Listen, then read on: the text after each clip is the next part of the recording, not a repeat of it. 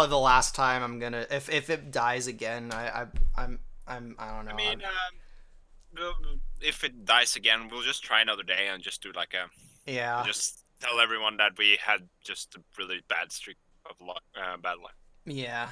All right, so let's let people filter in again, and then I'll do our sound test again. I think this is the fourth time.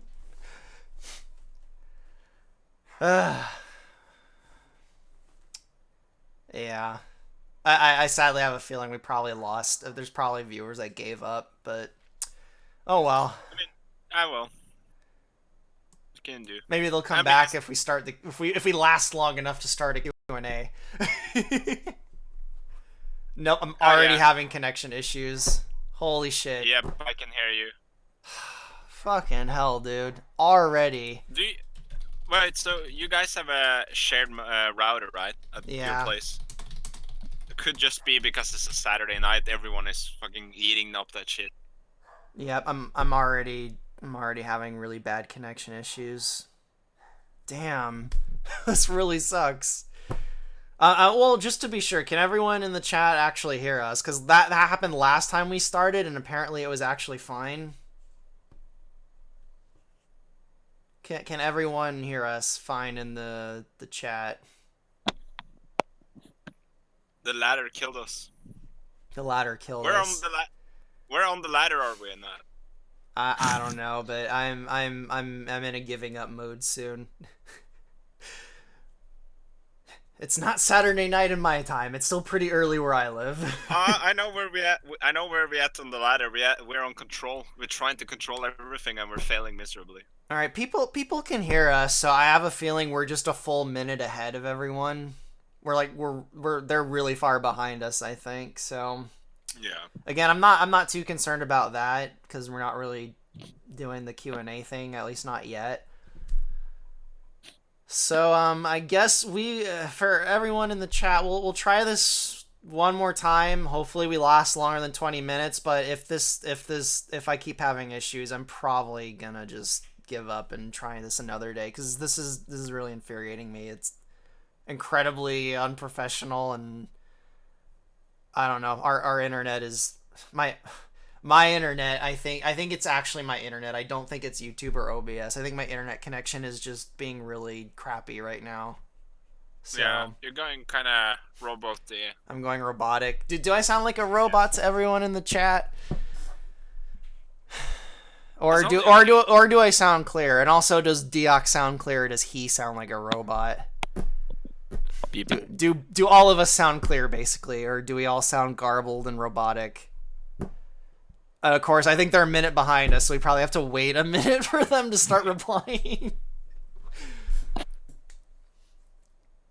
You know what you should do? You should just right before you give up, you will just like, yeah. So Majora actually, and then you just cut it up. Majora. I don't know, people are saying we both sound clear to everyone, so maybe YouTube's just lying to me then about everything being terrible.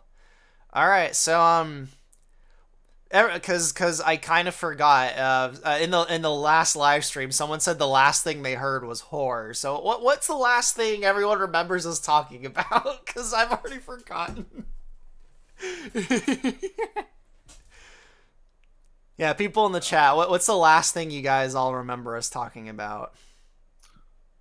We were, I guess, honestly, I remember we were just on the subject of The brass brass towers. towers. Yeah. I, Yeah. I remember I was going on about Dark Souls, and apparently whatever the hell I'm Oh yeah, thinking of yeah. isn't Dark Souls. I saw in the chat someone says, nah, humanity's the Dark Souls. They're not. I don't know where the freaking. I don't know what game I'm thinking of where humans are jellies. And I don't know who the hell told me that. So, I don't know. Maybe some fairy is whispering in my ear. Yeah. You just Was hear there a was there voice. anything else about the Sheikah we even wanted to talk about, or No, we didn't really. Uh, we kind of just left off when I asked like the brass tower question. Honestly, when we started discussing that, we didn't really. But I don't know if there's something more. It might be because we'd have so many issues. Because I have this feeling there were more I wanted to talk about, but I kind of forgot. Yeah, I can't- I- we'll end up doing a Take Two super lore stream next Saturday, and it'll probably die 5 times in the stream also. Yeah, that's true. Anyway, okay, yeah, people are, yeah, I think almost everyone's like almost 2 minutes behind us because now they're only just now answering about the what we're last talking about. So, um, yeah, my mind is super scatterbrained now. I don't even remember what I was talking about, even in regards to brass towers. So, I don't know. Is there anything else you want to talk about, or something still related to the Sheikah, or what? No, I guess just to kind of summarize. Oh, now My brain people is are saying we're buffering. God damn it! All right, I'll wait a few seconds just to make sure it's fine. Otherwise, I'm probably just gonna end it here because this is getting ridiculous. I can't stream like this. Sorry. I can't stream where it cuts out every 20 minutes and then I completely forget my train of thought and everyone's forced to quit and reload and this really sucks. nonsense. I don't know. YouTube says everything's fine and someone else says they're not buffering, so I don't know. I guess we'll just keep going. We'll just keep going. So, Yeah. Okay. So yeah, they everyone are says there's no buffering. So it was just you Codeman who has a buffering problem. Sorry. because You and your okay. So Czechoslovakian I actually internet. I remember what I wanted to ask. About the Alrighty. breakdown. Hopefully we're back on track and hopefully this will last longer than 20 minutes. So there we go. Okay. So yes, the Sheikah are building sort of their own brass tower. Yes, they are. Would you say Impa is building her own brass tower, or has an A idea brass of one? tower within a brass tower. Yes, exactly. Yeah. Yeah. Yeah.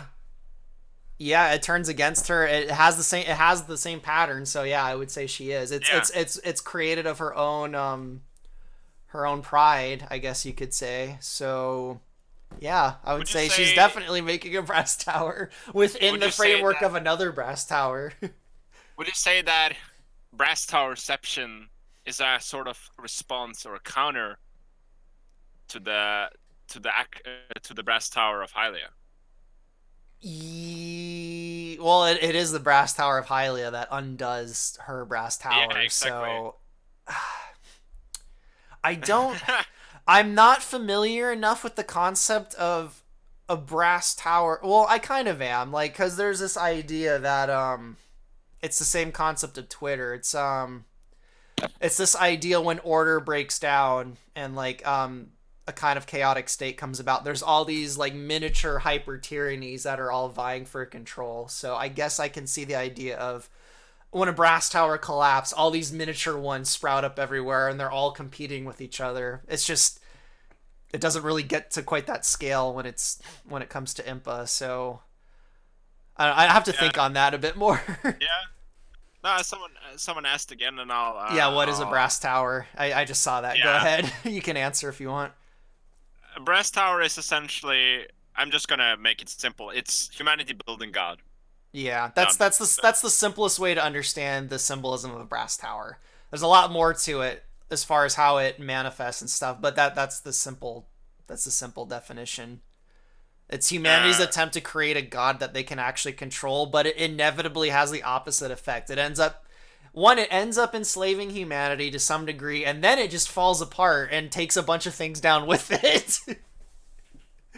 yeah. Like if you and the reason behind the symbolism of the tower, and specifically the brass represents artificial.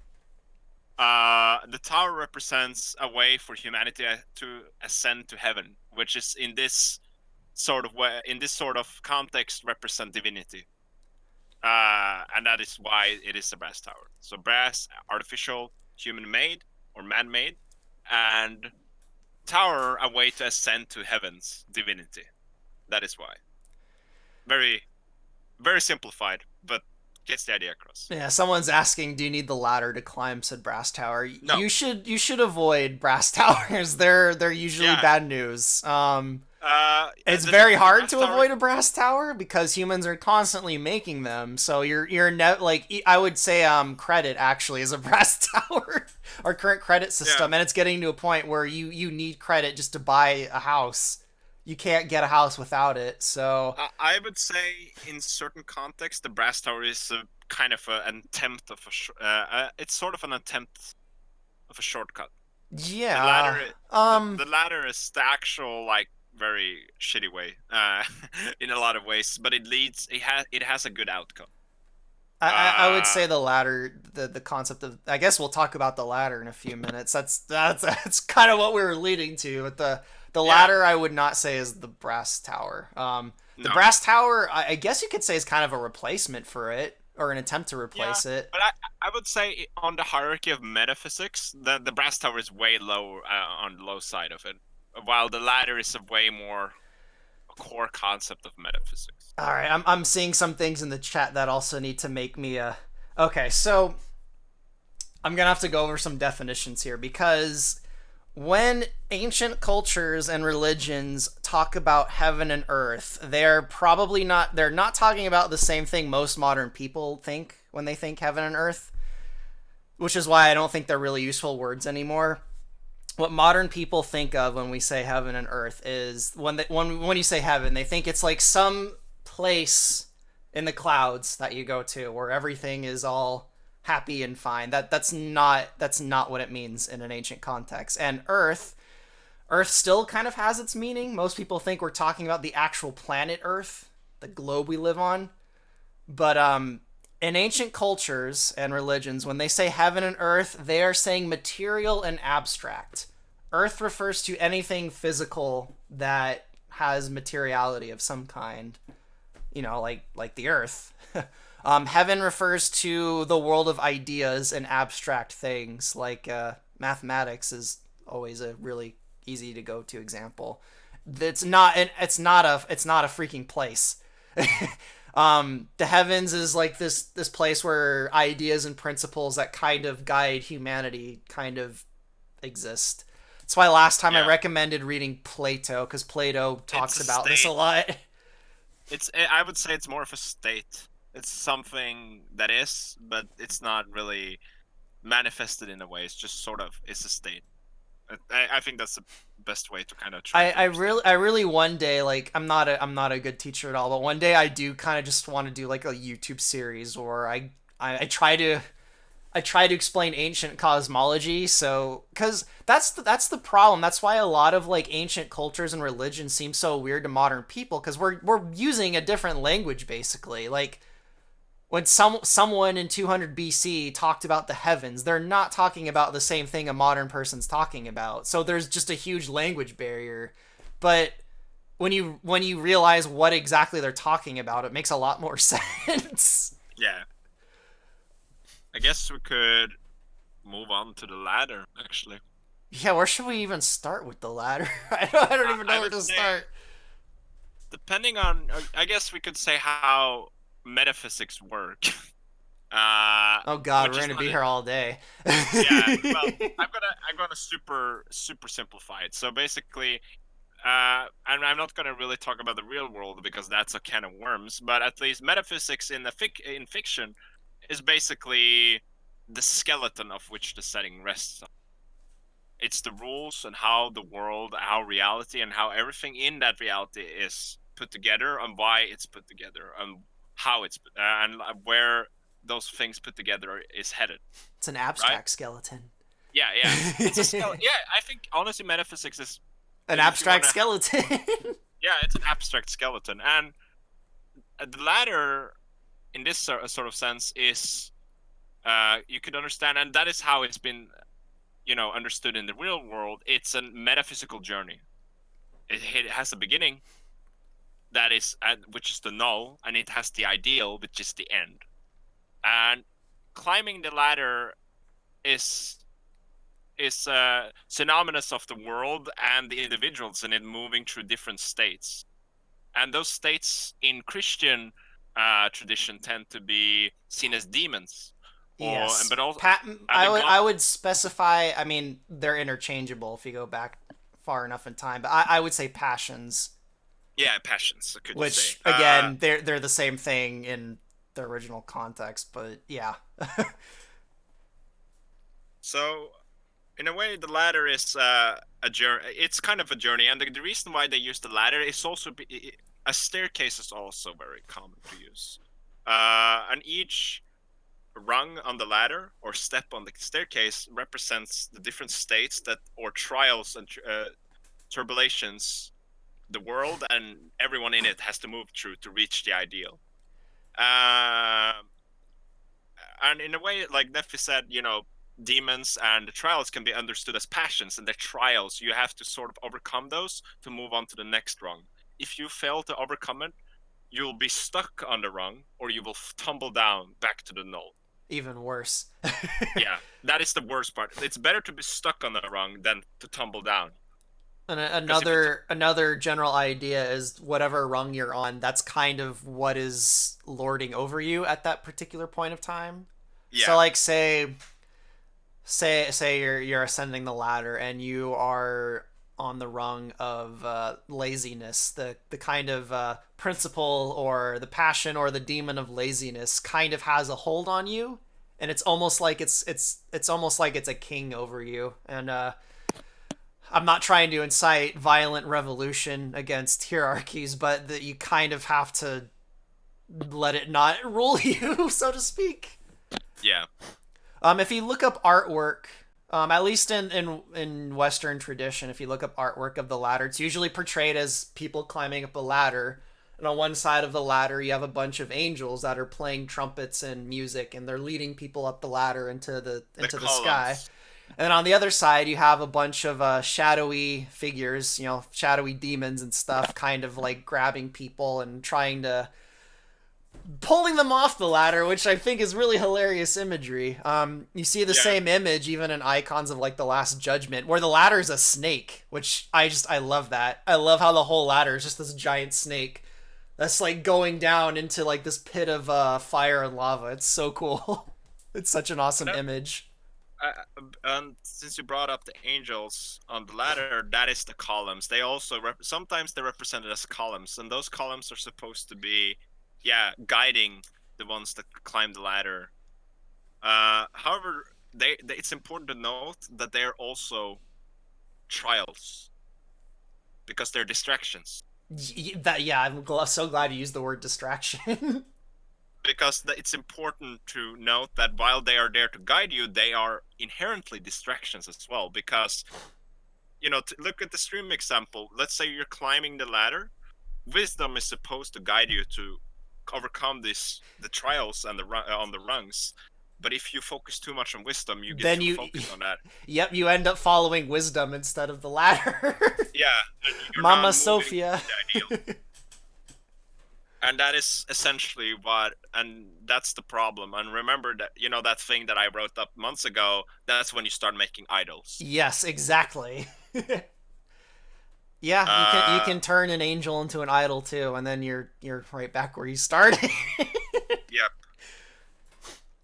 And There's a similar idea to that with in Russian mythology with the Siren, which I'm 99.9% certain is actually where the inspiration for the Oka came from in Twilight mhm, Princess.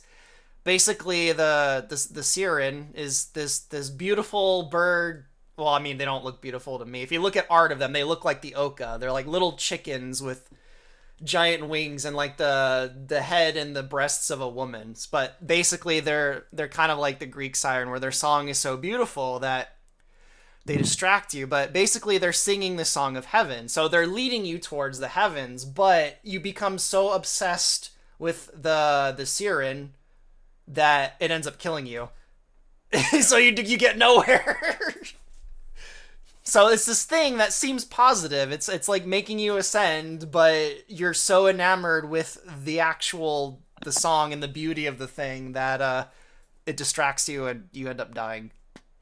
Yeah, and going back to metaphysics, because metaphysics can take different forms depending on the setting uh, let's say if there's a ladder in our world, it might not look similar to the ladder, on the stream image, for example. It depends very much on which reality exists in, how that reality is built. It'll look even in the real world. It'll look slightly different between cultures. Yeah, The imagery around it will look different. Like in the East, I highly doubt they'd portray. They probably wouldn't portray the distractions as angels playing trumpets and little demons pulling people off the ladder. They probably use different imagery. yeah. Um, I'm And not I'm it's not I'm not too familiar with many Eastern versions of that image. they would first of all, they wouldn't have such a linear symbol. That's true. It'd probably be more like a wheel because Yeah. they're more interested in the cycle. While Western tradition has more largely been about the starting point than the end point. Not always though. There are exceptions, but that is like it's a fundamental difference, especially, and that's something you learn when you go into comparative religion, is that essentially they are the same, but not really. It's kind of complicated. I'm not going to go into it. You could say they represent the same thing, or they manifest at the same kind of idea, Yeah. sorta ish. Difficult. It's one of Well, those things where like I see it, but I'm not sure how to articulate it. yeah, it's if you're interested, I would suggest going just do your own research on the topic. It's very interesting, but it's a mind blowing sort of affair, honestly. And as scholars aren't, they argue about it all the time. So They will be until humans are dust. yeah, it's like that's kind of where Kirkbride got his idea. He tried to join those two concepts together. Is that a tower or a ladder is really a circle is a ladder if you turn it a certain way, right? That's how Yeah. he tried to marry those Shoots concepts. and ladders. Yeah, it's like that's how he did it. He's like, yeah, if you have a wheel and you turn it on its side, it kind of is a tower, it's kind of is a ladder, right? And it's like, I Hey, mean, I should just point out we've made it more than 20 minutes and the stream hasn't died yet. Hopefully, I'm not speaking too soon. yeah, don't jinx it. Don't jinx it. This is the longest it's gone on before it's died. So hopefully, we can make it another hour before it dies and get through everything. Yeah, Yeah, so hopefully we haven't confused the hell out of people over the ladder. And again, we're not talking about an actual literal physical object that you can just no, no, walk no. to and climb. There is It's no actual physical ladder. it's okay. Actually, I remember last week we weren't talking about the ladder, but we were kind of talking about and I after the stream I came to you and I was like, "Oh, I think Shakespeare just okay, yeah. Basically the difference between the modern point of view of the cosmos versus the ancient point of view of the cosmos is the ancient point of view, everything is something you act out. It's like the world is a giant stage. And there's all of these Yeah, plays that are competing with each other. And you take on a part in one of those plays and you act it out and you become that thing in the play. That seems to be how the ancient world sees the cosmos, whereas modernity it's not like that at all. It's like the universe is just things that like have cause and effect on each other. So I think actually Shakespeare's description is kind of helpful. All the world's a stage and okay. we're all playing I parts in a play. That's how ancient culture saw everything. Like I you know for a play. fact we're being very, very confusing, so I just want to clear up for the stream chat. Yeah, I'm Uh, probably being confusing. I apologize to everyone. uh, in order to understand a mentality of the past or a certain culture, you need to speak their language, and I'm not talking about an actual linguistical language. I'm talking about a language of context and of shared understanding. That is what it's saying, basically. So that's why it's hard to interpret what the hell people in the past meant, because we don't have the context they had.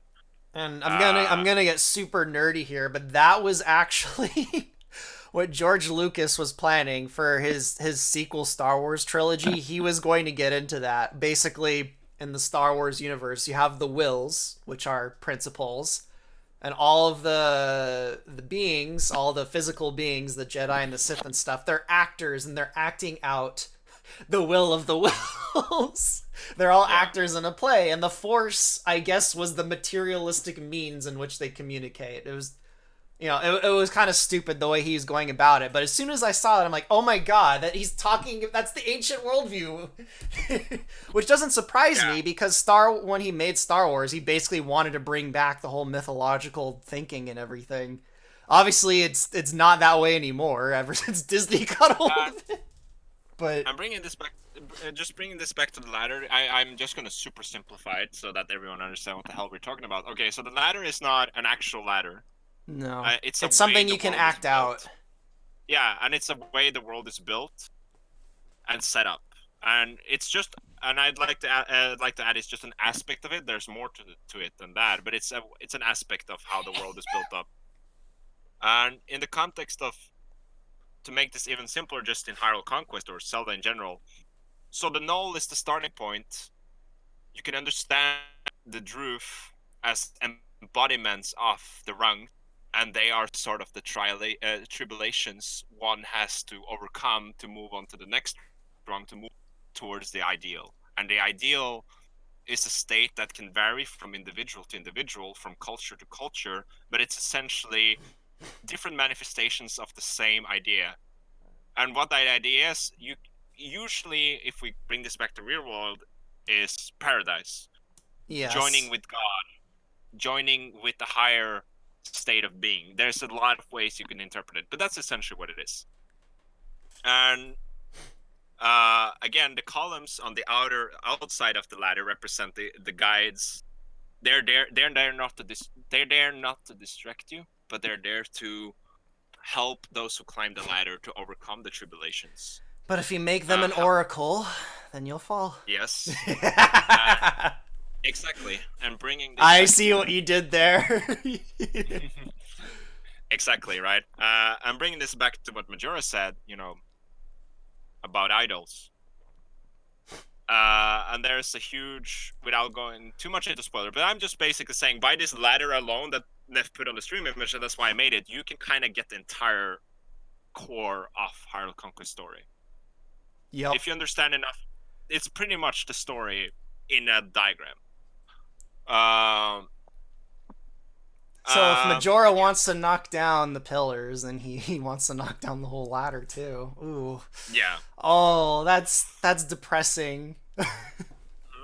That's so depressing. And I mean, we're gonna need a new column to not distract us. yeah. Oh yeah. I see where it's all going. Yeah. And the thing is, like Neffy said, there is another column, an additional one here, but I didn't add it because we're not there. We're not there yet. Yeah. Oh, I love it. Yeah, I really want to take your Gnostic diagram there and I want to turn it into like a piece of art. Something like a picture of the divine, like West, like a Byzantine art of the divine ladder, something like that in the context of Hyrule. I think it would be really cool. Yeah. And I need to find the time to do that. I'm about to finish the fairies. I'm done with their building and stuff. They should be out soon, so maybe I'll be able to set aside some time in the next week or so. And I'll make this even cooler to understand. Okay, so you just look at the ideal, at the diagram, and you see the Triforce, and that is not something inherent to Hyrule Conquest. This is something as far back as Ocarina of Time and A Link to the Past. Even before that, they set up the Triforce as the ideal, and we are constantly told in Canon Zelda that people are striving for it. Well, but what are they doing even in Ocarina of Time, the Great Deku Tree says it's the place where they left the earth to the heavens. Not a physical place. They left the material to the abstract, and the Triforce points to the. It does literally point. It's a hierarchy. It's an arrow. They physically point up towards the heavens. Like it's the way to, in the context of Nintendo canon, it's the way to follow the goddesses. The Triforce. Yeah. Like, it's so simple. It kind of hurts my head. I feel like I'm doing all this unnecessary fluff around it. And I feel like people intuitively understand that, even if they don't get the whole ancient sort of And the whole ancient another worldview. Like it's intuitive. It's a little pyramid that points. Like, and duh. I like and I which kind of inspired the ladder when I was trying to interpret and kind of make a diagram of everything, all the mumble jumble that we talk about, leading back and tying this into kind of the idea of canon Zelda and how it has some of its essence lives on in Hyrule Conquest. If you look, is that my favorite moment in Zelda? You know that is that cutscene in Twilight Princess. Uh, The Definitely Triforce my becomes a favorite. distraction. Yes. Uh, and it's not only that it becomes a distraction. If you take a notice how that cutscene is set up, you see the rungs, you see malice, you see greed, Yeah, ego, all of them. and how the Triforce is at the end of that. And that idea is inherent to Zelda, and they told us blatantly that the Triforce was the ideal, and people murdered each other for it. They turned it into an idol. Yeah. It's oh, I love it. And the funny thing is, all the stuff we're talking about is intuitive. So usually people aren't even consciously aware of it when they make it. It's just built into Uh, our DNA. Like I can guarantee you, no one at Nintendo is consciously aware of all of that. And it's because I see that in my stuff too. I'll manifest like the proper symbols without even realizing it. I'll post. I see that it's kind of pixelated, so I'll post a diagram in the official Discord in the Hyrule channel, so you guys can take a closer look at it. Yeah, the pixelation is probably because my internet connection. I'm amazed we've gone on a half hour without it dying, so I'm not gonna complain about the pixelation as long as it stays connected and you guys can hear us.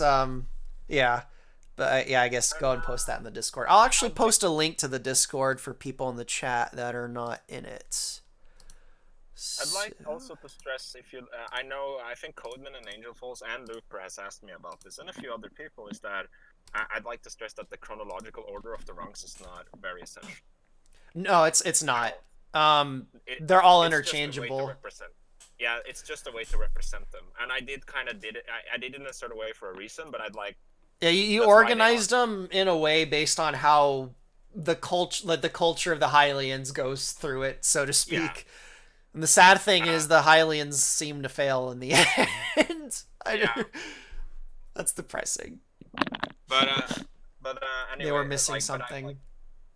I'd like to stress again, it's not really important. I just did it because that's the Hylian perspective. But it would be different for another culture. And again, the latter is a cultural. It's a cultural journey, and it's also an individual journey. Everyone is climbing It the ladder. scales on all like that's another important thing to understand about ancient cosmology is everything is a macrocosm or a microcosm of Yeah, something else. Like let's look at the human individual. The human individual is a microcosm of the family, which is a macrocosm of the individual. The family is a microcosm of the community, which is a macrocosm of the family. The community is a microcosm of a nation, etc., etc., etc. Like, and you can see it. They all have similar parts. Like, a city has a wall that protects itself from the elements. Like, the human individual has a wall. It's your skin. Like a yeah, city has a narthex. It has something that's like an in-between area where foreign elements come in and become part of the city and stuff leaves. That's what the mouth is. It's a narthex. It's like it's a transitional place in your body between the outside and the inside where foreign things come in and hopefully the bad stuff doesn't infect you and give you the coronavirus. yeah, exactly.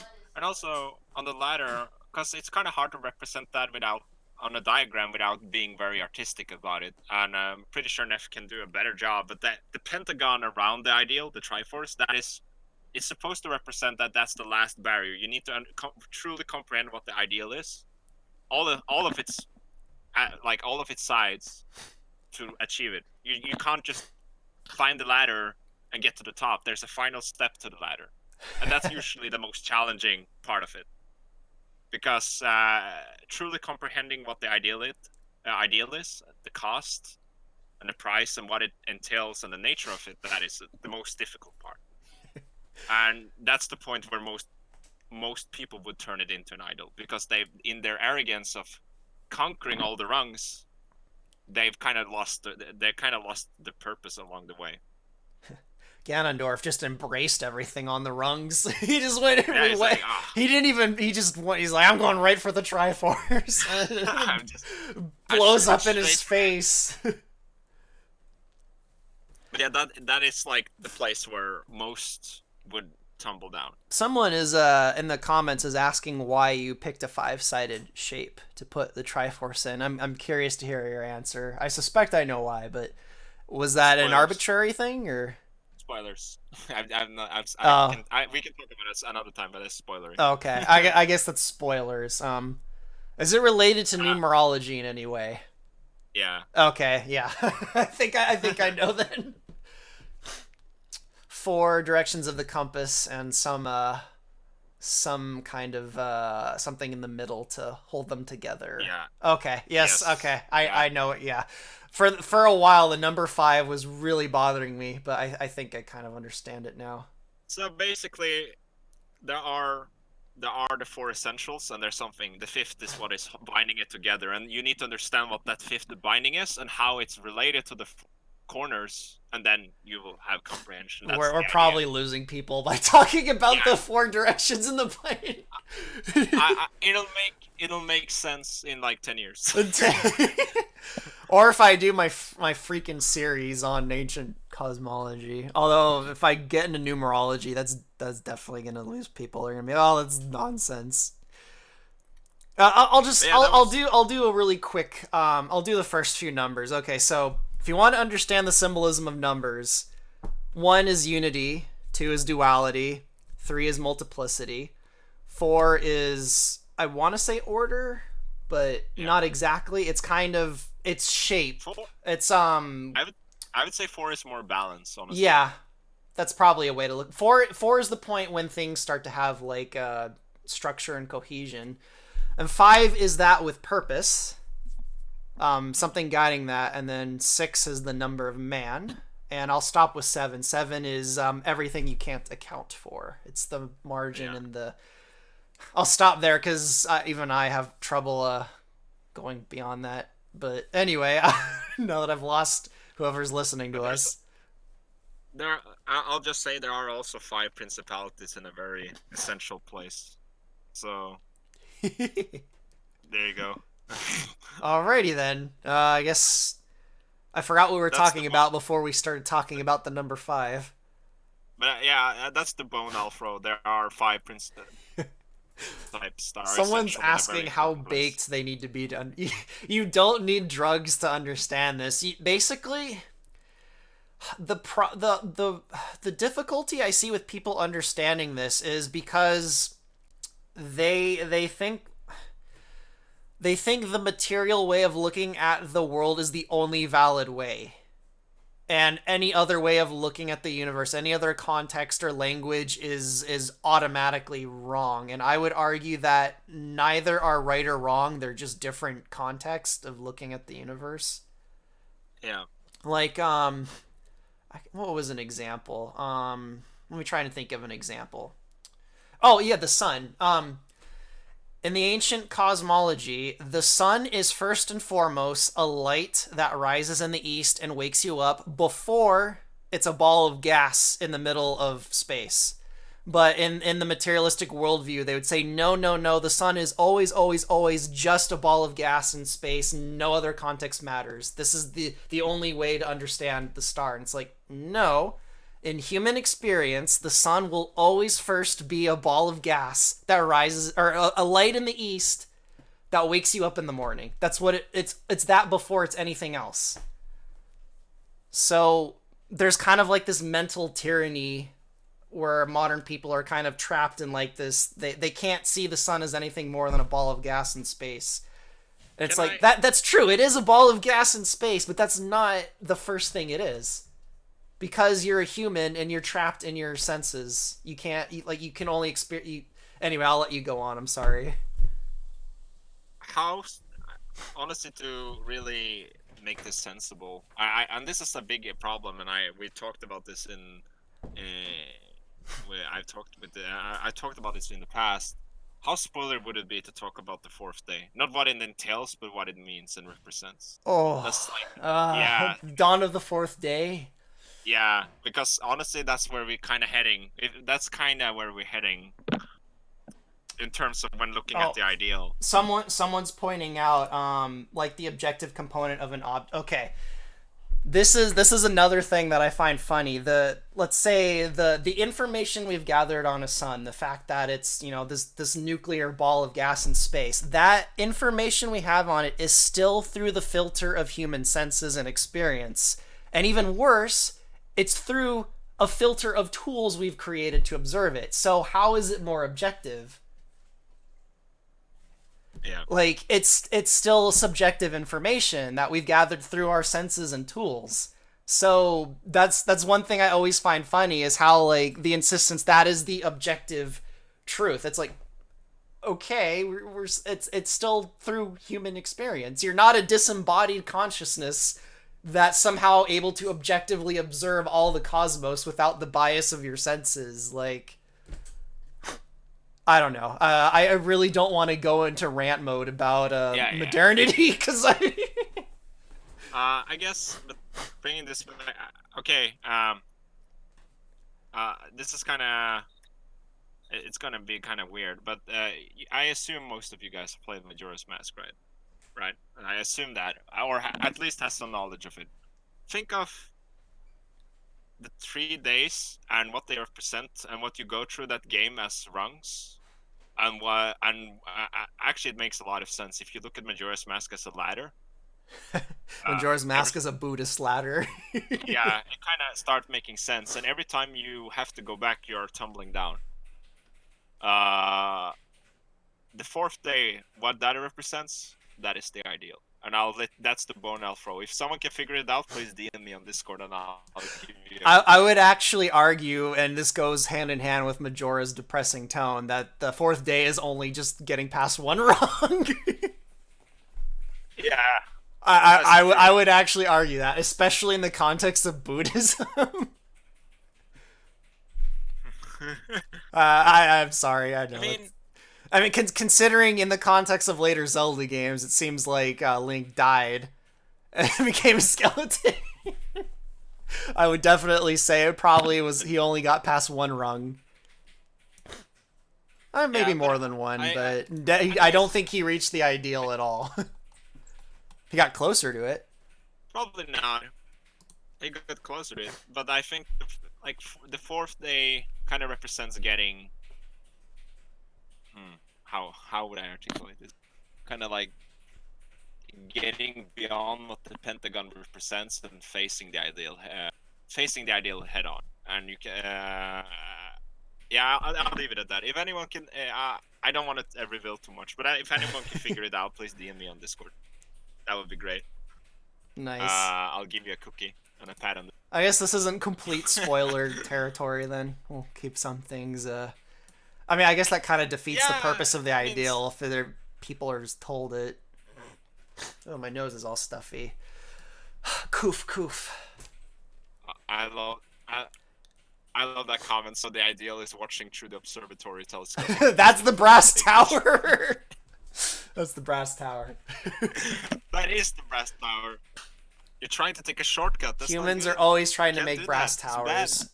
The thing is, I don't think there's any way to avoid brass towers. It's actually, that's another pattern of it. Is it seems like people make them, not always, but it seems to be unintentional and accidental a lot of the time. Like they're just trying to make things better, and then they're like, "Oops, I accidentally spawned a monster through my pride and arrogance."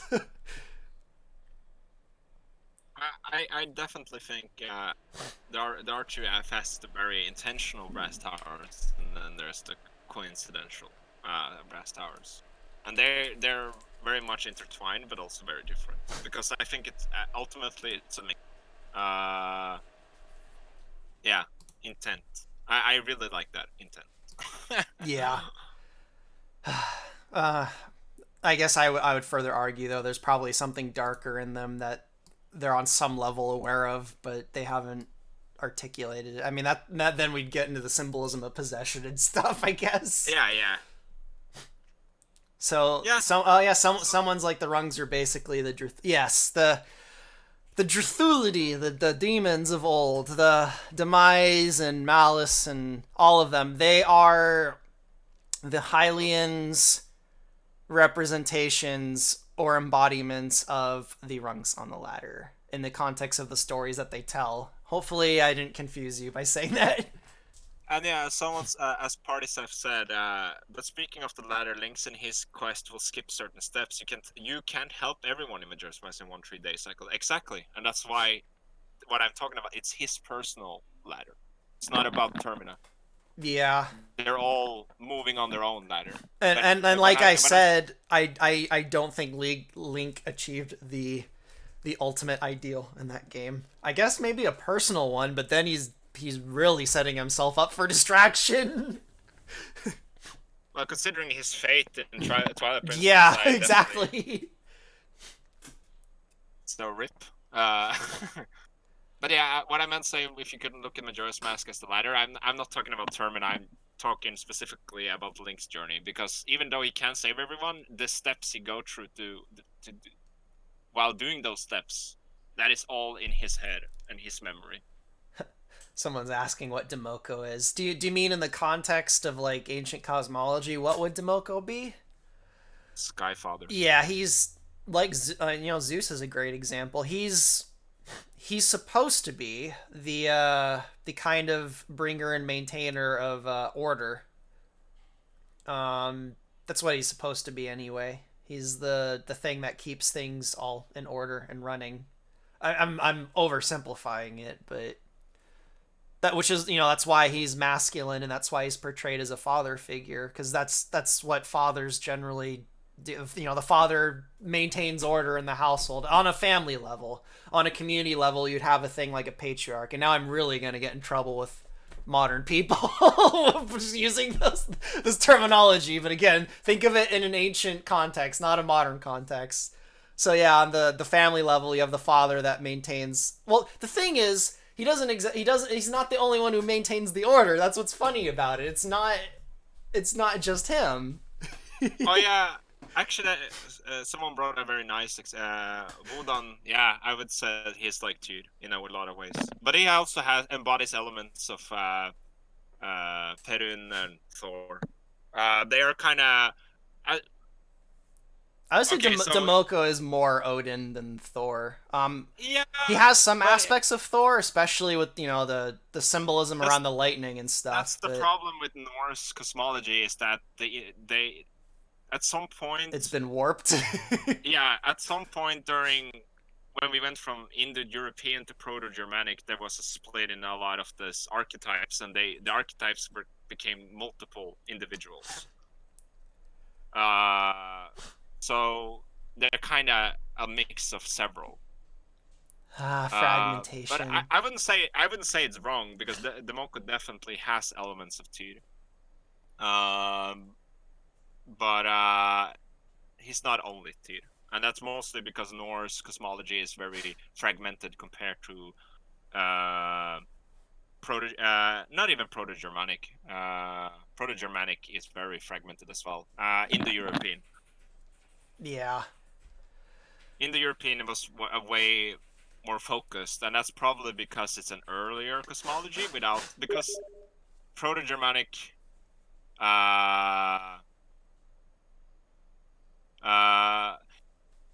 Tiva, I wouldn't say Tiva's. He doesn't really represent the Skyfather. He certainly has elements of it, but Tivas has a Proto-Germanic association that I can't separate. Indo-European is older. I mean, if you really want some nice, obviously it has been fragmented and corrupted, but if you want some really Indo-European remnants, I'd suggest looking into Hinduism. It's some of our best. Hinduism is super fragmented, Yeah, it is super fragmented, but but it has retained a lot of yeah. those archetypes, especially if you go back in very old Hindu texts like the Vedas. The interesting thing about Hinduism, though, is it seems to keep fragmenting I guess I guess I'll use the word archetype, like the principles or the gods. they keep fragmenting into more principles and gods that are more specific, which I find really interesting. It's I'm they don't coalesce. I'm Well, gonna not in all versions of Hinduism, I guess. But can I want to. There's a question here that okay, is go ahead, go no, ahead. but the answer is very spoilery. But I'm sure I can simply jabble it to make it kind of difficult to understand what I mean. Okay, What are so? What are the goddesses? the goddesses in Yeah. Hyrule. Yeah. Oh, okay. um, do you want me to answer that, or were you gonna answer it? I can answer it. I'm curious to see your answer and to see how And if it's the same as mine or if it differs.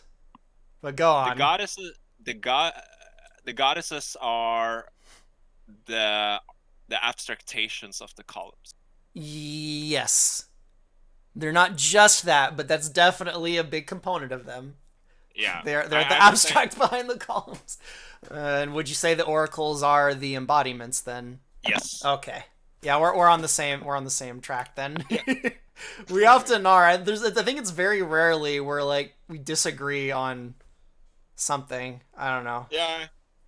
We end up I like mean, having the same depiction of. I don't know. That's interesting. yeah. I would say that the oracles would be the columns as an actual column, embodiments, while the goddesses would be the idea I'm of a column. picturing some Hylian priest like going to Labyrinth and being like, "Oh, the goddesses, they're the columns," and then freaking Labyrinth is like trying to find an actual freaking column in the world. Where's the damn columns? I can't find them. Poor Librinian. Yeah, they kind of missed the point. They're like, well, I guess we'll just build our own column to the sky.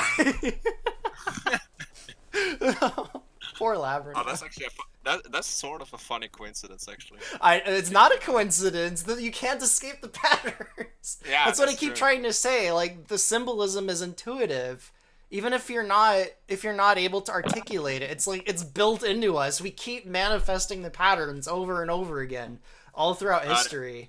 There's no escaping I them. so if you understand It's all my why you bullshit, can't. It's basically. why an orc is always an orc. If you make an orc too different, it's not an orc anymore. Like an orc Yeah. is a category that represents a certain set of traits. If an orc is too different from that, it'll no longer be an orc. You'll see it as something else. If you try to Yeah. make an orc like an elf, eventually you'll just be like, oh, it's not an orc, it's an elf. It doesn't matter what the material, physical components of the orc are, what it is biologically. If it acts like an elf, if it acts like a duck, it's a duck. You can't change Okay, the so patterns. There's room for variation, but there's a threshold when an identity is lost and it has a different identity. Like I don't know. so I feel like I'm about to go on a rant. I'm trying not to though. yeah. I was so basically, I guess how I would describe it. The oracles are the actual columns but still abstract. But the columns, the guides, and the goddesses are the idea of a column, the idea of a guide. They're different but related embodiments I of an really idea. hesitate to use the word or to say the oracles are incarnations. They're not incarnate. Yeah, No, they're I not. really don't That's want to use that word that term. That's I think that's going too far. yeah, that's going too far. But it's the best kind of if you want to make it simplify it to someone that doesn't know all the babble. I guess the points across. I wouldn't say the incarnations; they're more embodiments of Yeah. an idea. An incarnation is something way more material. Uh, So actually, I can bring up a great example. Since they're talking about the Zora fish people, like for example, okay, let's look at the pattern of the Zora. They're fish. They're aquatic. They're related to water. And say you want to be like, I'm gonna be hyper creative. I'm gonna make a Zora that's not like a Zora. So you make a Zora whose skin is made of rocks. They live in the earth. They have nothing to do with water. They eat rocks. They can go in lava. It's not a Zora anymore. At that point, it's a fucking Goron. Like let's like sorry, I'm trying not to go on a rant. Rito. Yeah, actually the Rito are a great example. People are trying to connect them to the Zora, but like no, they're not. The Rito are something distinct now. They have none of the characteristics of the Zora. They have no connection to water. They're they're a closer fish to out of water. spirits. They're freaking birds. Like I'm trying so hard not to rant about modernity. Yeah. Uh, yeah. So yeah, that's the latter. If Ooh, someone pointed out. I would say the patterns only exist because we keep them. Orcs are orcs because we keep them as orcs. That's kind of the that case. is It's more so like really this comes back to consciousness, and the idea is that without consciousness, everything is just chaotic mush. There's no identities. Everything's like basically consciousness is necessary for things to manifest and have identities. yeah. The thing where I differ with what you're saying is, I think, no, correct me if I'm wrong, number name. You're implying that the patterns are arbitrary and created by humans and then projected onto something.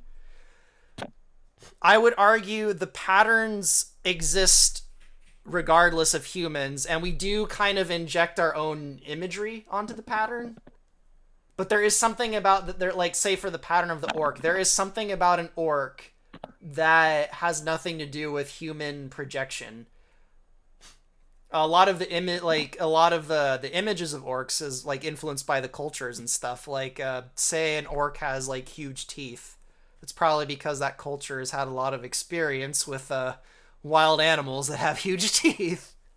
Of course, if you had a culture that was hunted by like slime, you probably get an orc that looks slimy. But there's some abstract trait of the orc that has nothing to do with human projection. At least I think so. I think this might actually be somewhere where Deox and I might disagree. I think you generally see the patterns as more as a human projection. Yeah, Yeah. I think so. I think that because we are biased in our own perspective, because we're human, we shape reality on our own terms. I believe I do believe that there are abstraction beyond us. Okay, I then just I think, think I do agree with you. Then we're yeah, not in total it's just that, disagreement. if I convince that, let's say my alarm clock in the morning is a deity, and I get enough people to call it a deity, and we all agree on it, then I created something new based on my own projection on something. The thing It's all about, the thing I would argue though is if it doesn't actually have the pattern of the deity, you're never ever going to get enough people to believe your clock is a deity. yeah. That's Obviously that is the challenge. so But there's ironically there's almost a Darwinian aspect to the patterns. Like the ones that are actually real are the ones that last.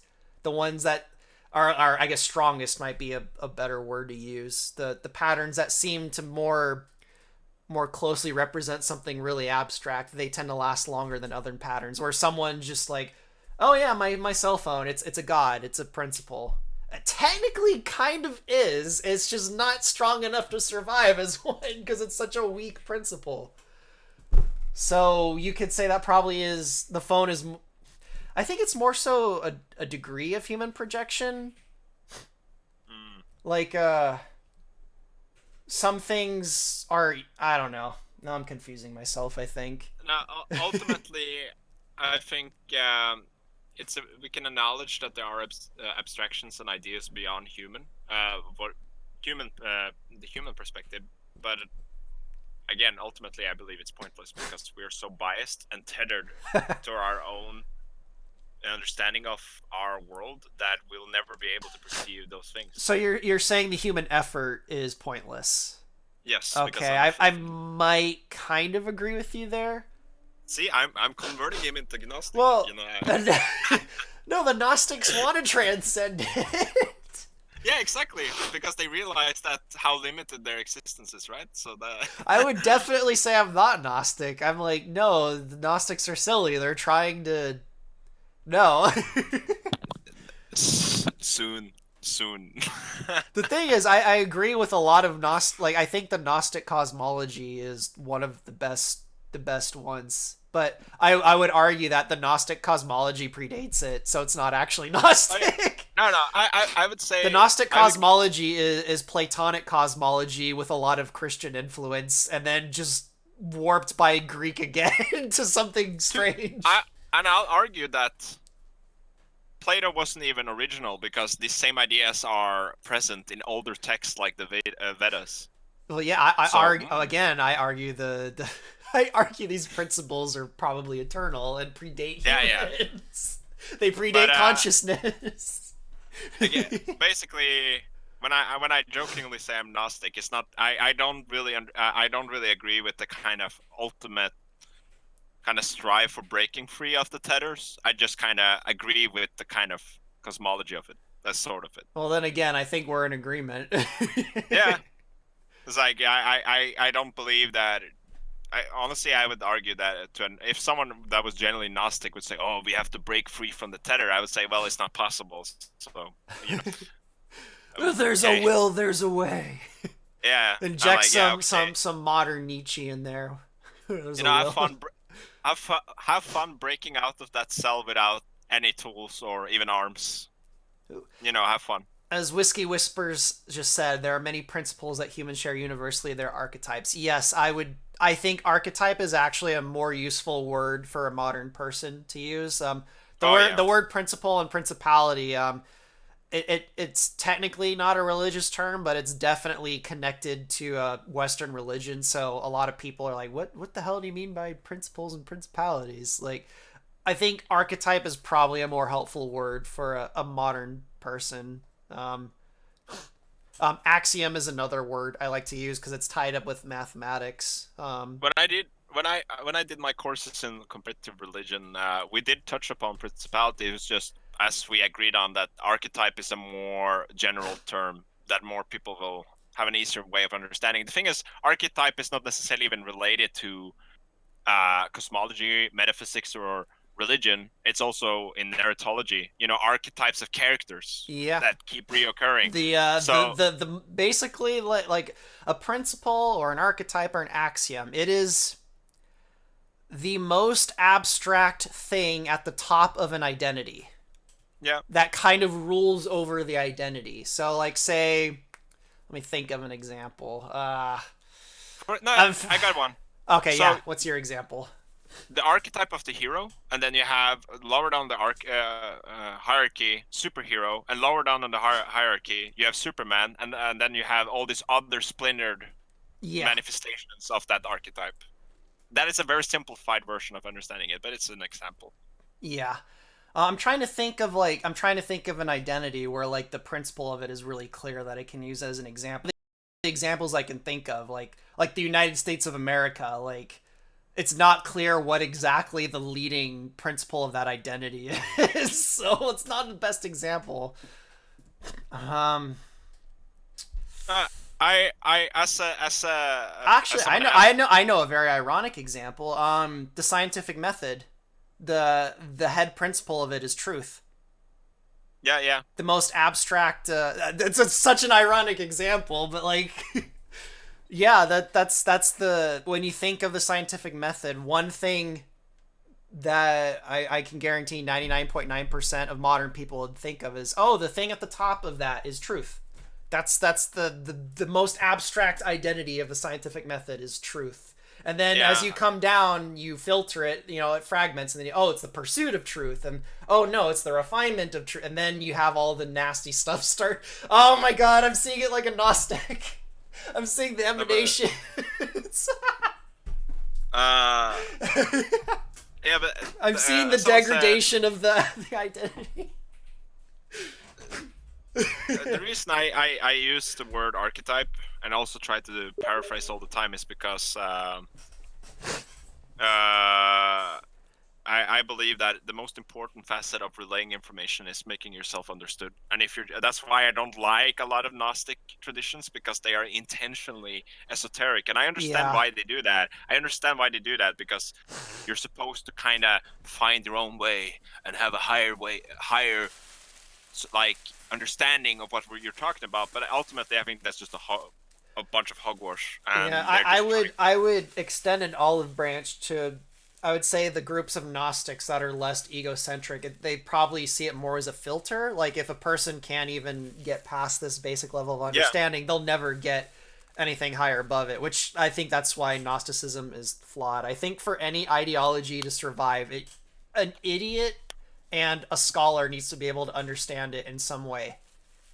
Even if the idiot's looking at it through a bunch of like degraded filters, as long as they're able to get enough of it and act out that ideology or that Oh, story, or I want to use the this word story because I think story is a better word than ideology. this one But is spicy. This one is oh, spicy. I'm gonna guess you completely disagree with me on this one. Yeah, Okay, but you also filthy Gnostic.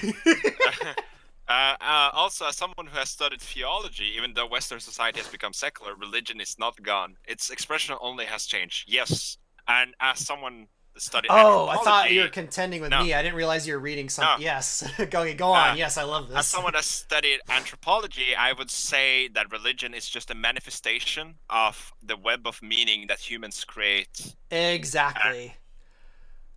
Religion, Go on. religion is just an aspect of that larger web of meaning that we produce as cultures and communities.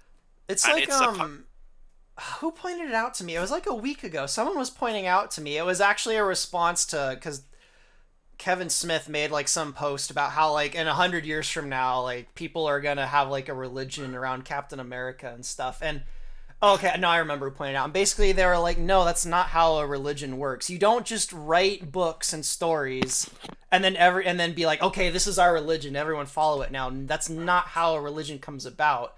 A religion comes about after a group of people over multiple generations have been acting out and living in a certain way, and then the text is codified later on as the patterns become more clear to people. uh, I guess we're kind of moving into Q&A because I'm seeing very interesting questions. Okay. But Do you want to move into the Q&A now? yeah, sure. All Because I right. want to I answer guess. this. I mean, was there anything else about the Sheikah you wanted to go on about No, before and we go into if Q&A? if there's, I mean, it's probably not the last time we'll talk about them. So if I have the feeling I did forget something, but I'll bring it up in the next podcast if I remember it. All right. Hopefully, I Uh, don't speak too soon, but we've gone on an hour and 6 minutes without the stream dying. Yay! so let's do Let's like hopefully a we quick. can make it another hour before it dies. Yeah. Well, Okay. I actually don't have that much time, so if we can do like a quick Q&A, that would be nice. Okay. Yeah, it's a shame the stream got garbled so much earlier. I mean, we can do one. If you don't mind, Next I week. don't mind doing. Yeah, I don't mind doing another one next All weekend. right. If Well, you. I mean, I'm fine doing these weekly as long as we have something to talk about for the people that are interested. Okay, next week is Stalfos, I assume. Oh yes. I guess I could talk about the symbolism of the undead. Yeah, that I think that is an interesting because I think a lot of people don't really understand the nature of undeath in general in Hyrule Conquest. I think actually yes, let's make that one of the topics. I think that would be really interesting. The Wispy Whiskers guy, I have a feeling they kind of, I don't know. I'm seeing some of their comments. I have a feeling they kind of get what we're talking about. Yeah, they probably do. He's the guy who also he mentioned the religious patterns haven't actually gone away. They've only changed expression. I think he probably understands half of what we're saying or more. Yeah. I mean, if you Um, study theology, then a lot of these concepts are not foreign, so makes sense. I all mean, right. these concepts mainly come up in comparative religion. It does come up in theology, but I assume that a lot of the terminology is familiar. All right. So, Oh what yeah, are some of the questions you saw that you want to get yeah. into? Let me see if I I'll let can you pick the find questions this time because I just see like a wall of text and like questions Okay. all throughout. So I'll let you pick the questions. Okay, so yeah, what happened to Tarm? Is he, she, it's still in Hyrule Conquest somewhere? Can I answer this? You can I want to answer it answer if you this. want. I have a feeling you have the answer. So go on. Just go to sleep. Yeah. I'll see you next. Oh, I love it. It's such a Gnostic answer too. Just go to Just go- sleep. And you'll see it. Just go to sleep and you'll see Tar.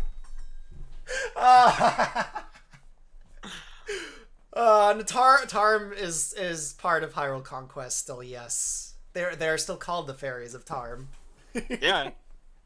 But yeah, if you play Hyrule Conquest, play as the fairies and maybe doze off for a minute. Doze off to sleep and then you.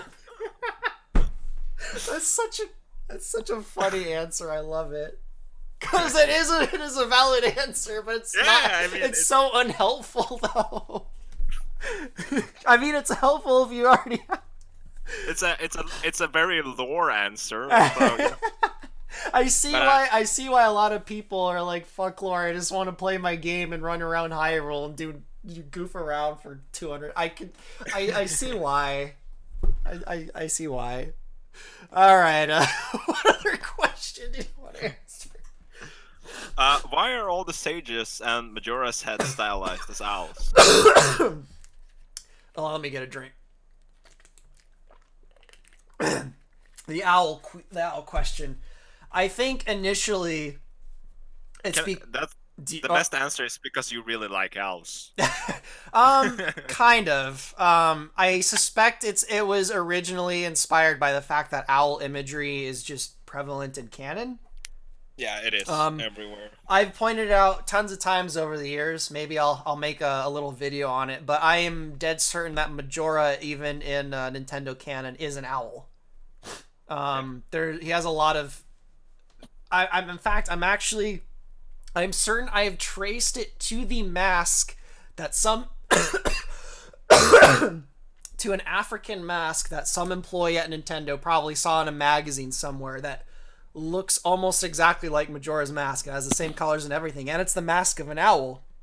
It's some African tribal mask. I couldn't find any details on like the context of the African mask because I don't know. The internet wasn't helpful, but and there's owl statues everywhere in Majora's Mask. So I think Nintendo consciously chose owls. To what end, I'm not sure, but I suspect there actually is probably a more cohesive pattern that they and I haven't realized yet. But owls are connected to a certain Greek goddess. I don't know. Maybe I'll find answers there. I realize I'm not being very helpful to the person who answered the question. So for now, I'll just say I picked the owls because it seems like Nintendo did, and that's not something I disagree with Nintendo on at the moment. No, I think the thing is there are very many suitable shapes that you could use, but if Nintendo picked a decent one, actually a pretty good one, then why not use it? If I were to dive into a bit of divination, I would suspect it has something to do with the relationship of owls to Hylians, which in and of itself is probably inspired by the relationship of owls to humans. I'm not entirely sure what the relationship between owls and humans is. I know they're generally connected with wisdom, and again, this is why I suspect my answer is I probably just need to look into history and I'll get an answer as to why owls are so important to Hylians. Because we can't escape the patterns. Next question: how does one pronounce Druth? I guess you have a different one, a different way to pronounce it. I've always pronounced it in Druthulidi. Yeah, Druthulidi. Yeah. In true Zelda tradition, there's probably a bunch of different ways you can pronounce it because no one knows how to pronounce Zelda words for some reason or Zelda names. Yeah. So I won't like have a spurgy fit if someone pronounces it strange. Like I have my own kind of way to pronounce a lot of words, especially column words in Hyrule Conquest. It isn't a common word. Yeah. So, but I mean, ultimately, I think it's not a very important thing, and I even don't really I even don't like using the term Druthulidi. I just like calling them demons because that's what they are. They're a clever god that distracts you. That's what they are. Oh, my nose is getting really stuffy. I hope I'm not Corona. I hope I'm not sick with the Wu flu. Question. What's the next question? Are the fairies still aliens? What do you mean by alien? They're alien to the surface conscious. I suspect by alien you mean they are biological organisms that have traveled through space from another globe, and if that is your definition of alien, then no, they're not. They're not. Mouse. Huh? Eile Mouse. I could see a modern person, like, say hypothetically, the Hylian culture was real and it died and people stumbled on their books. I could see a modern person with a modern mindset interpreting them that way, though.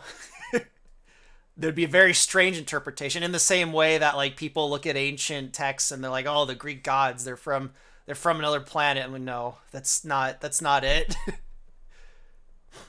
Yeah, so they meant they're from a planet, which they're not. They're not. But they're from a different plane, I guess. So there you go. I feel even the word plane is corrupted, but technically you could use that word and it probably Yeah, would be appropriate. And it's like state. old Platonic Greek context. But again, the problem with everything is just the meaning of words. Like people mean different things when they use words. It's really annoying. I'm not saying I'm annoyed at the people that have different definitions of words. I mean, I think it's actually just an inevitable problem humans will always be dealing with. That's why there's so Okay. many languages. Anyway. Next question. Three goddesses of power, wisdom, and courage created Hyrule. Can you explain why courage or furor has a role in world creation? Well, Mm. what do you mean by creation? I mean, according to official doctrine, According, furor, furor populated the world with living shit so that it could uphold and witness power and wisdom. so you could But say Ferrari was responsible for consciousness. yeah, so basically, Din would I shape already have the a theological issue with that. yeah.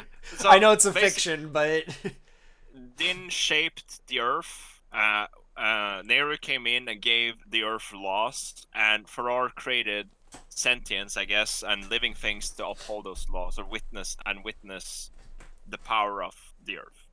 It's kind of like the official blah blah so blah. Din is Earth, Nehru is Heaven, and Ferrari is the marriage of the two, which really hurts my head. Did I hurt your head too? I think I can't help but project a Western mindset on it. honestly, Nehru's heaven, Din is earth, and Ferrari is the marriage of the two. Fuck.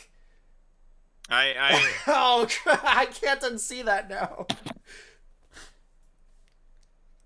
I mean Farrar is dumb, but No, that's the role of the role of consciousness is to unite yeah, I heaven and know. earth. So Ferrari is, oh, they're not actually. They're not. Oh my god. I'm just. Are Hyrule's still pagan. We'll leave it at that. yeah. Um, are the Horonians still going to be a faction? Suka Bliet. they're a minor faction. They were never a playable faction to begin with. They're a minor faction. Just a So bunch yes, of just a misplaced Slavic Arcadians. Like who cares? Just- the Huronians might have made the fairies their ideal. oh yeah, I actually remember that's leading out because that reminds me of something. I remember when we talked about Cobble and Arcadian migrations, but we never settled on something because I remember we were just talking about which groups led to which when people migrated when, right? Uh, did we ever decide if the Huronians split off from Cobble, or did they split off of They're Arcadia? they split off of Arcadia, not Cobble. Yeah, right. Yeah. Yeah, Um, Pretty much everything goes through the filter of Arcadia.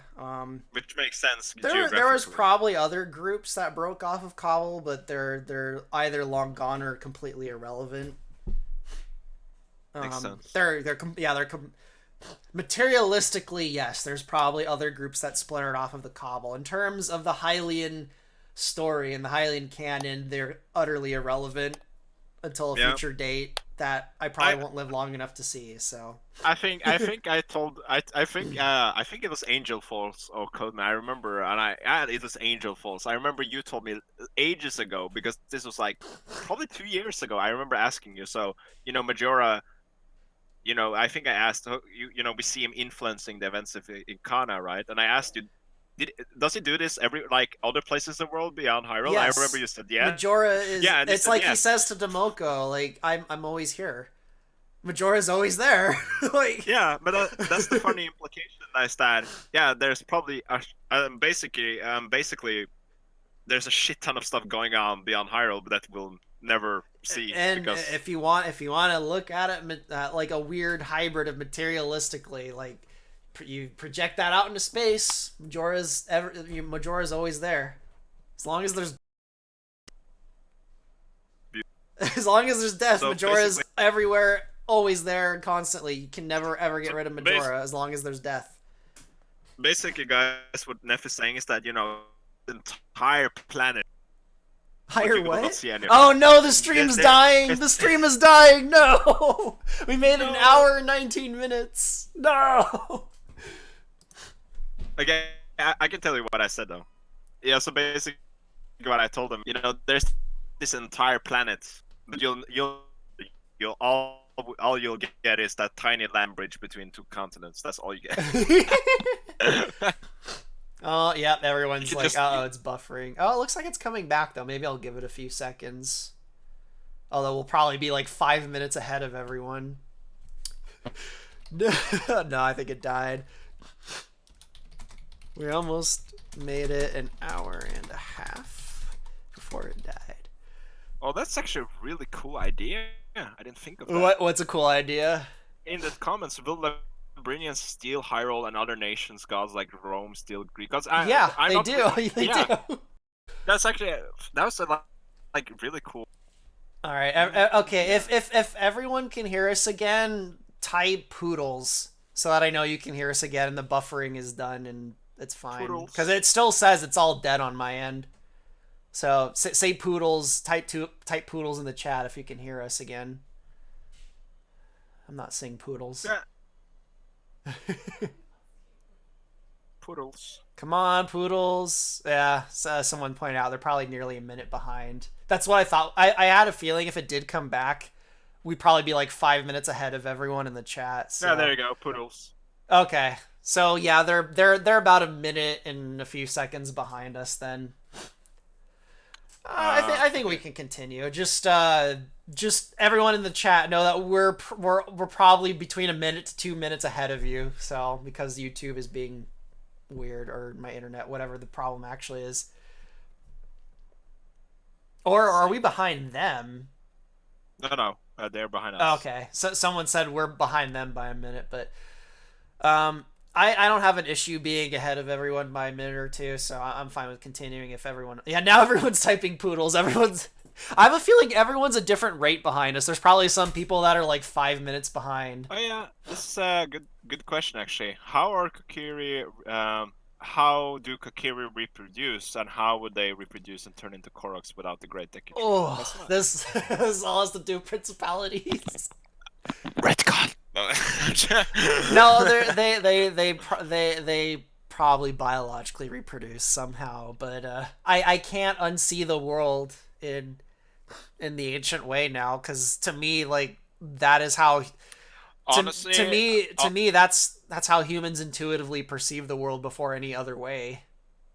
Honestly, I think even the idea of them reproducing before the death of the Great Decade Tree kind of defeats the entire purpose of their thematic. Yeah.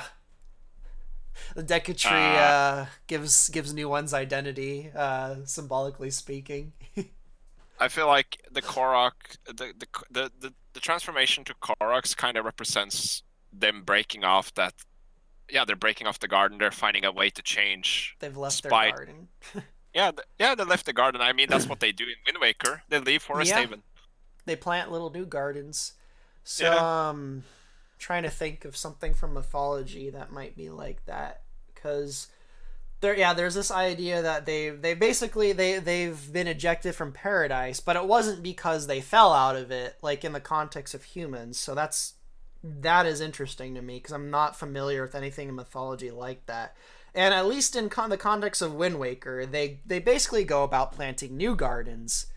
Yeah. So I'm not familiar with anything in mythology like that. Isn't that very old? I would actually interpret that as an attempt to create more brass towers. Yeah, I guess. Here's another question: are Igors connected to the Sheikah in Nefican? No, the Sheikah and the Igor are probably connected to something else. Spicy. Let's see if we have anything else that is interesting.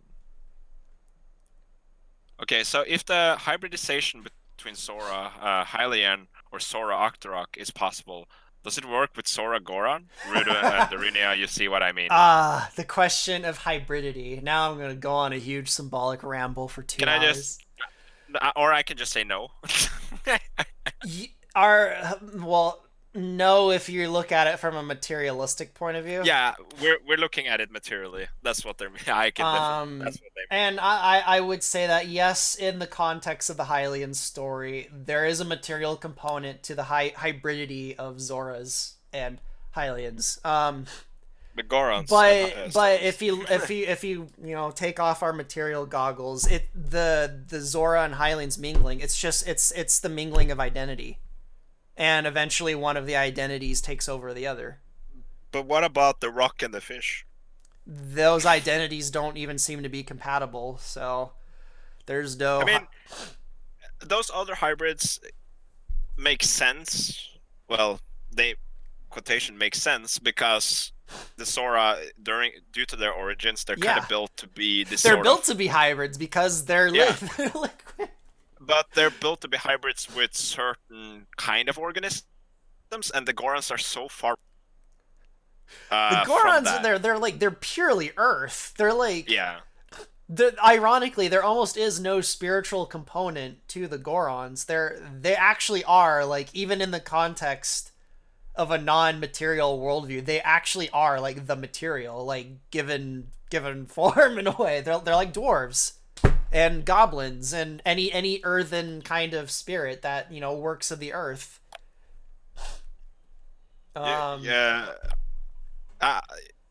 Reminding me of a fun fact. When the question is asked, and either Nephew or anyone else says, or me for that matter, say, "Oh, it's a secret to everybody." That means we don't know. No, I know some things. Actually, just because these Zora are kind of likened to elves, and my fiance will correct me if I'm wrong, but I'm pretty sure in Irish mythology, the elves, which have a different name, and their rivals, the giants, they all came from the ocean. Am I right? Yeah. Sort of. What were they called? The Falmer, the giants? The Fomorians. Fomorians. I don't know why I called them Falmer. Because the Falmer are the equivalent in Skyrim. Yeah. The Fomorians, and then the elves came after them. They all came from the ocean. So I think there's something intuitive that people liken the Zora to elves. There's a relationship there between elves coming from the water. And even in Lord of the Rings, you have the hybridity, the inevitable hybridity of an elf and a man. Like, even the Lord of the Rings elves came by ship. Yeah, even the Lord of the Rings elves, they came from the ocean, from ships. Yep. Fucking fish boys. Yeah. This is an interesting. Looper actually hitting up with some spicy questions. Here's a question: did the Locomo come from the Cobble or vice versa? Ooh. Yeah, that's a spicy one. They came from each other? Yeah, didn't we talk about they used might have been at one point one thing and then they split off and they probably was a case of a precursor where their cultures changed and then they re-encountered each other and their cultures weren't completely compatible and that's what led to conflict, something like that. Probably. This is so far in the past. It's like no one knows. It's like even if you like. Let's look at it materialistically. It's so far in the past they probably don't have concrete history, and if you look at it from a non-material perspective, like those gods are dead, so those principles are lost. They're in the margins of the world, probably never to find embodiment again. So, although I guess you could argue that's what Oshus probably is actually. He's like a fairy. Let's see. I do love the Q&A, really. I really do. Yeah, Hyrule's ancient history is very interesting. But I think it's very important that a lot of it remains an enigma because it kind of... Not everything needs answers, honestly. Well, again, look at it symbolically. The further in the past you go, the less order there is. Yeah. The more chaos there is. Just by the nature of more chaos, you're gonna have less information. Like that pattern. Like that pattern makes sense. Oh yeah, here. Here's a good question. Is Termina a place of pain and suffering? I read that on the wiki you repeat the worst days of your life over and over again, or is it just another realm you go to when dead or I absorbed mean, there? Hyrule is a place of pain and suffering, so yeah, Termina is a place of pain and suffering too. As long as you have agency, I imagine pain and suffering are kind of always part of a part of your consciousness. Yeah. Correct me if I'm wrong. I think the question is, how do you approach pain and suffering? And yeah. now I'm gonna sound like a Buddhist if I go into this. I think viewing Termina as this kind of like sort of pagan understanding of the underworld where it's suffering and despair. I think that's kind of I get it, but it's also missing the point. It's certainly there, but that's not all there is. This is not like some, Dante's understanding of hell and hellfire, right? Yeah. It's more than that, I guess. That's what I'm saying. Well, Dante has the context of the fires of Pentecost, which pagan cultures don't have. So that's one thing I would definitely say about Hyrule is it still is a very pagan culture. It's like it's like Lord of the Rings. Lord of the Rings is still a very pagan world. It's told from the interpretation of a narrator that is one level abstraction above that, but the story itself is set into pagan context. Same thing with Hyrule. Hylians, like, they're still technically pagan, even though you can see like these weird kind of moves, or what's the word I'm looking for? These kind of poorly articulated attempts to create an orthodoxy and push towards like a more monotheistic worldview, but they're still pagan. I think just like in Lord of the Rings. So yeah, their interpretation of the lowest world would be something like in Norse, like Hades, or in Norse mythology, like hell, or Helheim, as I like to call it. I think the reason why I'm hesitant to call it a place of, suffering and pain is because there is opportunity for. Yeah, there's opportunity, and it also. That's why I said I'd probably sound like a Buddhist if I went like, how do you? It's how you approach the pain and suffering. The pain and suffering is irrelevant. It's how you use those ingredients. This is a Wispy hits again with a nice question. There's a pattern I've noticed. All the races of Hyrule have expression of spirituality. All of them twisted in some way. How did it come to that, and what's the purpose of this? That's a good question. I mean, even in let's bring it to Earth. I think humans inevitably twist all of their, not necessarily inevitably. Some humans die before they have the opportunity. Most humans do. So it seems to happen on the community or the cultural level. I think the spirituality of, we've seen it throughout all history, the spirituality of all cultures, it's like, it's because of the brass tower. Like, it becomes twisted inevitably. Sometimes there's corrections and things get back on track, but there's always some asshole trying to make a brass tower. Ooh, we're getting some spicy lore question. I love it. Which one are you looking at now? Do the Hylian Church recognize the place of Latuan in their mythology, like the Ordanian and their Ordanian counterparts? The place of what? Latuan. Yes. The Hylians would probably it'd be like, again, it's not like the modern worldview where like there's one absolutely correct religion and all the others are. If you go back, let's look at Christianity for an example, because I'm assuming most of the people in the chat are from the West. If you go back to the origins of Christianity, they looked at the Greek gods and they're like, okay, are they angels or are they demons? They basically created a level of abstraction, and the Greek gods are lower in that hierarchy. They're not they're not the top of the hierarchy anymore. And eventually they came to the conclusion all the Roman and Greek gods were just demons. I think It's something like that with the Hylians. The Hylians would be like, yeah, Latoan, Laneru, these are all, they're somewhere lower in the hierarchy. That's how they would that's how they would organize them. And in Ordana, I would say specifically in context, they're more of a remnant of older faith. Yes. Yeah, exactly. They're like fairies in Ireland. Yeah. or they're like Merlin in King Arthur. I think that the Hylian Church in Ordana, what the Ordanans did is they kind of grafted onto their old beliefs onto the main religion. Yes, which is exactly what Ireland's like the best example. Like there's or even in Germany, all the Norse imagery that survived and was incorporated. Like I still think Ireland's like my favorite example though, because Ireland like became insanely Catholic, but you still have all of that. Even in like the story of King Arthur, you have all of that. And the thing is, in the context of those stories, all that imagery is marginal. It's not the center. And looks like the stream is dying again, so I'll give it a few seconds to reconnect. Hopefully it reconnects like it did last time. All right, everyone, if you can hear us, type poodles again. I'll wait till we see poodles. Because I have a few. I'm not seeing any poodles. We'll give it a minute. Oh, apparently it's not happening for some people. It's happening on my end. It says my internet or my YouTube connection is dead, so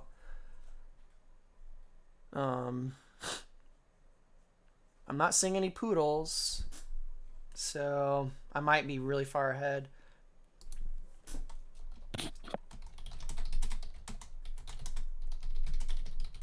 It might end soon if the buffer doesn't stop. I'm still seeing no poodles, so guys, if you can hear us, type poodles. Okay, there's a poodles. They can hear us. That'll be the code word to when I say poodles. That'll be the code word. Okay, so it's just on my end. It says the stream is dead on my end. So where were we? Let's see. Yeah. Okay. So Wispy asked, define brass tower, and I studied theology. Just think kind of the Tower of Babel, though the brass tower is a bit more. I feel like the Tower of Babel is like a concentrated image of that concept. The brass tower. It doesn't always manifest in the world as a literal physical tower. No. Just a tower intuitively has all the symbolic elements to get it across. You're building something up towards the heavens. You're trying to reach that which is unreachable. Like it's an intuitive symbol. And like you said, brass. You're using the earth to do it. Yeah. Yes. Brass is artificial. So, in the brass tower, again, I said this earlier, but I can repeat it. So, brass is again, it's a very, very clear connotation, a man-made, and the tower represents something that is representing a sort of ascension to divinity. So, basically, divine entity. Oh, you're breaking up on my end. Hopefully they can hear you fine. Yeah. That could just be Discord. That's all messed up on my end. They might hear you fine. Yeah, they're like almost 10 minutes behind us. Holy crap. I'm only just seeing people poodling. Yeah. It still says the stream is dead on my end though, so I don't know. I think YouTube is the problem, not my internet and not OBS. Because YouTube, it says it's dead, and apparently they've heard us fine for like the last 10 minutes. So, hopefully that answers the brass tower question again. Yeah. And in the context of Hyrule Conquest, again, I think the one that most people know is Hylia, right? And if you look at Hylia's old model, it was very. It was more overt in the when I first included her. It was really overt. So I think that's the best contextual example. There are others though. The thing is that a brass tower doesn't need to be like an entity, doesn't need to be an individual. It can be a concept. It can be, like you said earlier, a system. There's a lot of things it can be. And I would say even the brass tower has like a hierarchy of what it is. Yeah. And I would say an entity, when you create an entity, or I like the word system, but even that might be too modern of a word to use for it. Yeah. A system. I would say artificially causing ascension for an entity or an individual is very far down on that hierarchy of brass towers, I would say, because it's a very, I'm not going to go into that, but it's one of the lesser abstractations of it. Let's see if there are any other cool questions. Let's see. There was so much poodles, so let's see.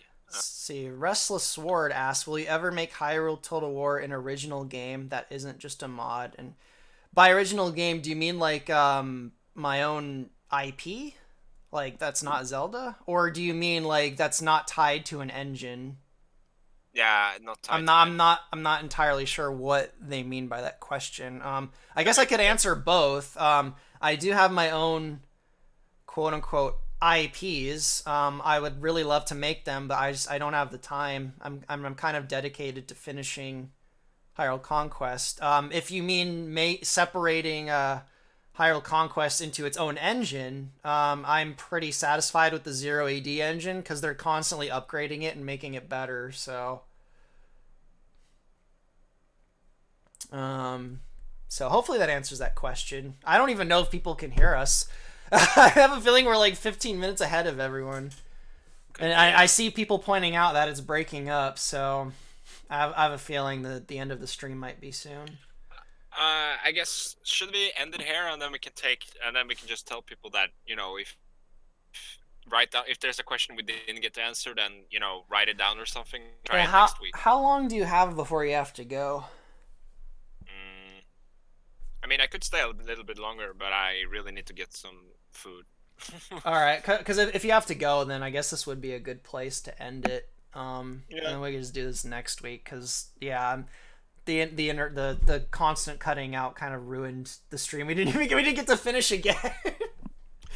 Well, I think we did cover a lot of cool lore topics, though.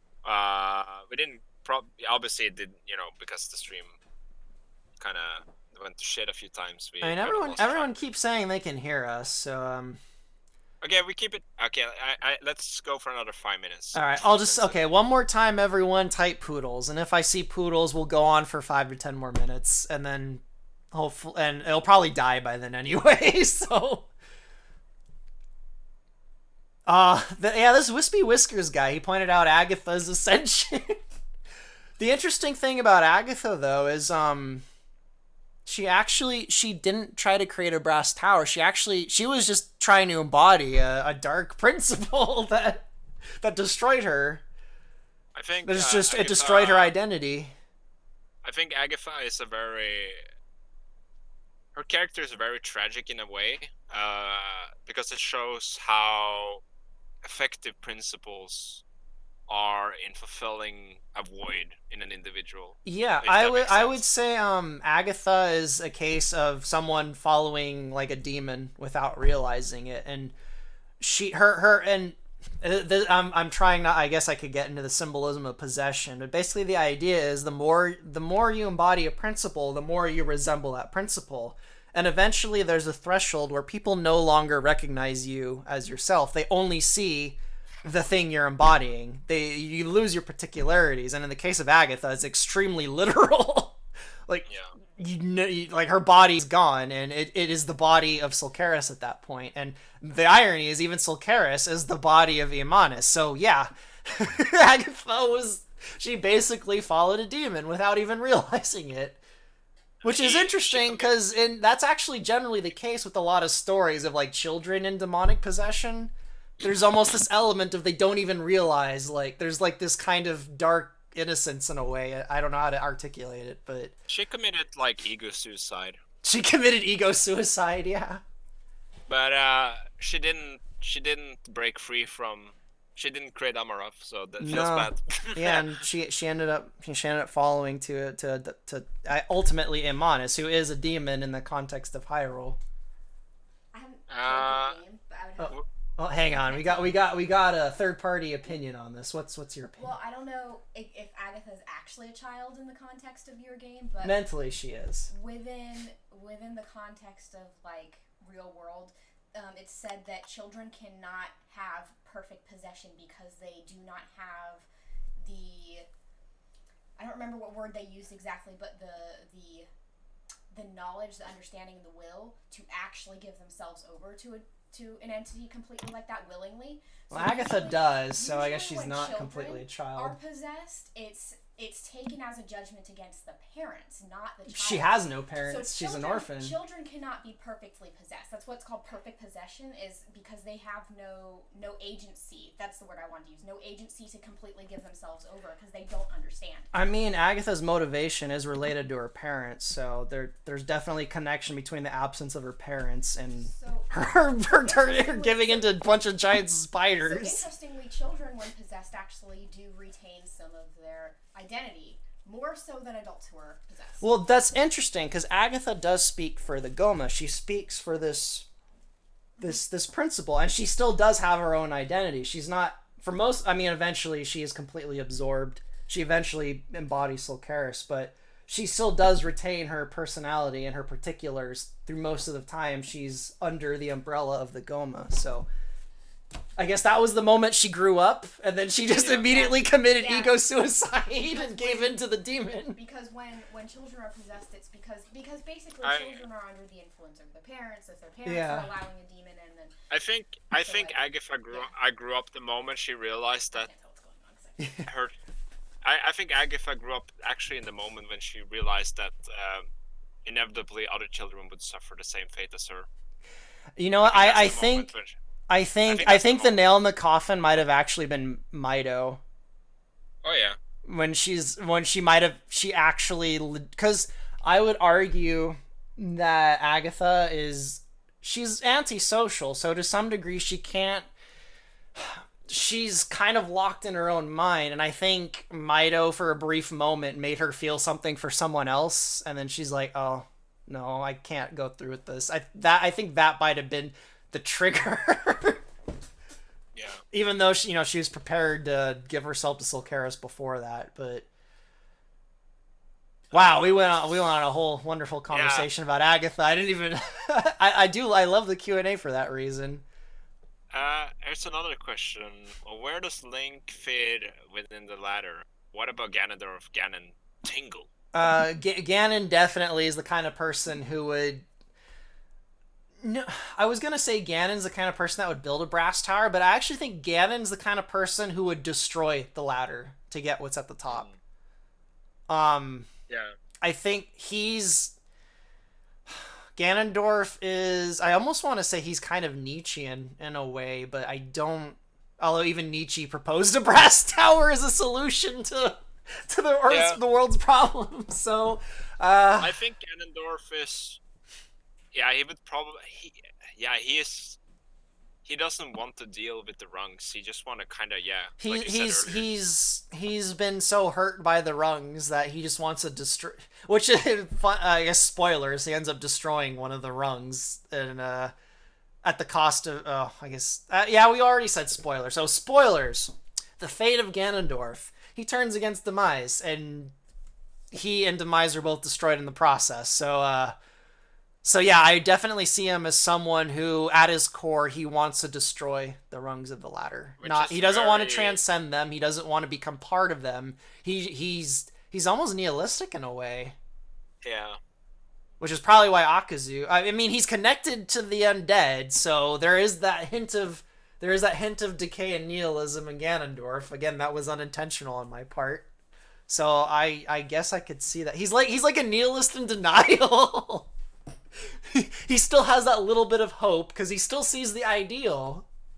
Yeah. He still sees it at the top of the ladder, so he hasn't completely given in to destroying everything yet. But I I mean, and Link is Link is the guy who can go up and down the ladder at will. yeah. He's currently climbing and falling down. He can climb and fall at will. I mean, he's not at that point yet in the context of the story, but he hasn't actually gotten to the ideal yet. It's like he gets to a point where he can effortlessly just climb or fall at will, I think. And Tingle, you know, when it tends to be a bucket under a ladder, that's Tingle. He's the bucket fish. Tingle's the bucket under the ladder. That's mean. It's the bucket. Nah. A particular Princess Zelda's the bucket. No, she's the filth in the bucket under the ladder. No, that's really mean of me. But funny. Funny. Yeah, okay, now I'm seeing a lot of questions coming through. I guess if you want to go and eat, I could try and do the Q&A on my own. I'm not sure if I'll be able to maintain that though, because you said you needed to eat, right? Yeah, I mean, or do you just want to wrap this up now and do it next week? Because I probably need to eat also.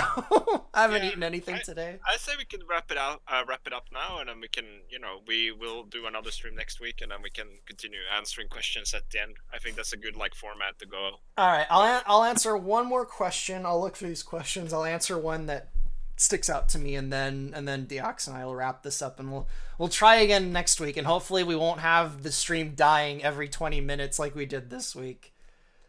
Neff, can we have a stream with your fiance in it? She seems knowledgeable regarding things in Zelda in your game. I'm sure one day we can have a stream where she participates. Yes, that would be. We'll try and arrange that.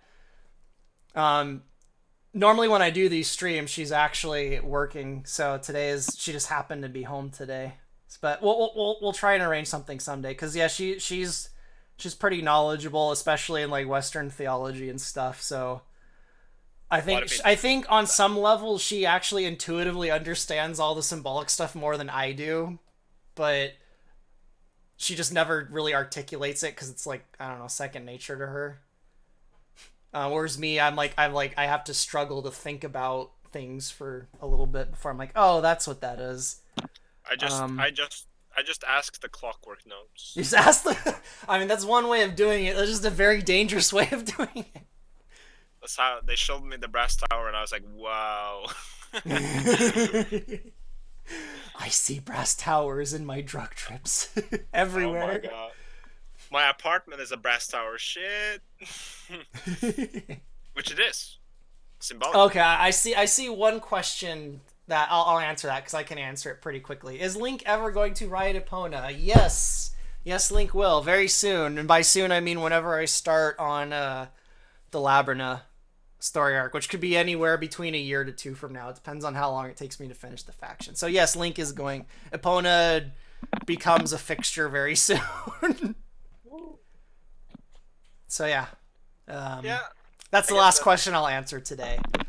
Yes, I guess that's it. So I guess sorry guys that we had some hiccups, but I appreciate that you came and tuned in and listened. It was fun. Yeah, I hope you guys enjoyed the stream, even though we had to restart it 3 times. I'm probably gonna delete the oldest one because it was only 5 minutes long.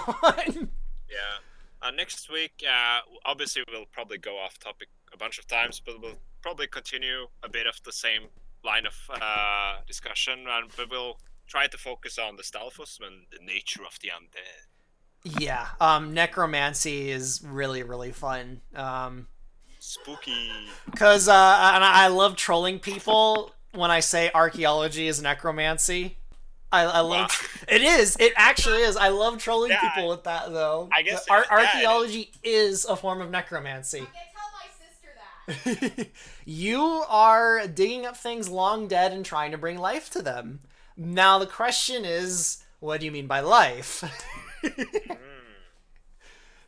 the ancient context, life is not necessarily organic. So, you're trying to revive spirits. I love it.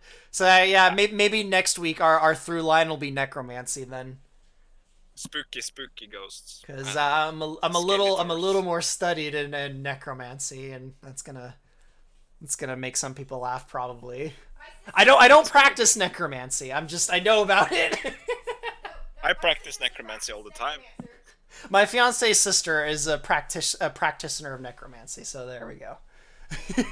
All right, guys, that was a fun stream. I guess we'll end it there then. Yeah, Hopefully, thanks you all for coming. And thank you all for coming. Hopefully see you next week. Yeah, see you next week. Hopefully we won't have all these technical issues we had next week. Bye bye, poodles. Bye, poodles.